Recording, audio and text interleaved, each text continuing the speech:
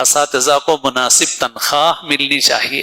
اب لوگ بولتے ہیں کہ بھئی کم تنخواہ میں کام کرو، نہیں ہو سکتا، یہ بے عقلی کی باتیں ہیں۔ مجبور ہیں جو اساتذہ خدمت کرنا بھی چاہتے ہیں، تو جو مہنگائی اور کرنسی کی قیمت میں جو گراوٹ ہے، سب سارے لوگ اس کو جانتے ہیں، سب جھیل رہے ہیں۔ اب جیسے میں کہوں، ابھی میں نے پوچھا بھائی آم کتنے میں مل رہا ہے؟ 200 روپے کلو۔ تو میرے لیے خود حیرت کی چیز ہے، کیونکہ بہت دنوں سے میں بازار جا کے آم نہیں خریدا۔ تو میں جو آم 20 روپے کلو لاتا تھا، اب بچوں سے پوچھ رہا ہوں تو بچے بول رہے ہیں وہ آم 200 روپے کلو مل رہا۔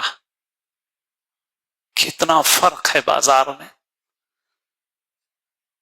ہو یہ رہا ہے کہ جو اساتذہ دینی خدمت میں لگے ہوئے ہیں، ہم لوگوں کا دماغ اب تک اتنا چھوٹا ہے کہ ہم کو 15,000 20,000 بڑے نظر آ رہے ہیں۔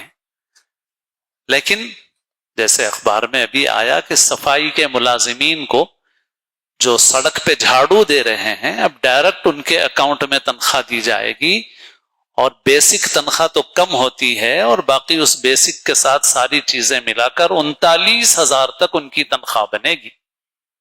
آپ غور فرمائیے کہ وہ سڑک پہ جھاڑو دینے والے بلدیہ کے ملازم کو 39,000 تک تنخواہ ملے گی۔ مدرسے کا استاد فجر سے لے کے عشاء تک کا پورا وقت لگا دے تو بھی اس کو 39,000 کی تنخواہ نہیں ملتی۔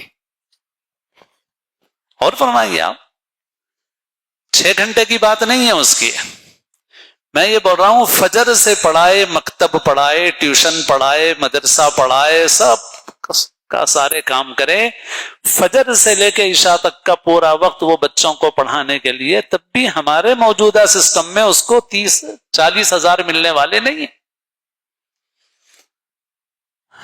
اسی لیے میں بہت پہلے سے عرض کرتا ہوں، بعض وقت میرے بزرگوں اور کرم فرماؤں کو بھی شکایت ہوتی ہے کہ آپ کو ایسا بولنا نہیں چاہیے۔ میں اپنے لیے نہیں بولتا ہوں، الحمدللہ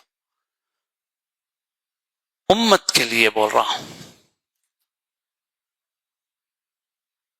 مدرسوں میں پڑھے ہوئے بہت سے لوگ وہ ہیں جو کمپنیوں میں جا کے اس لیے کام کر رہے ہیں کہ ان کو 50,000 تنخواہ مل رہی ہے۔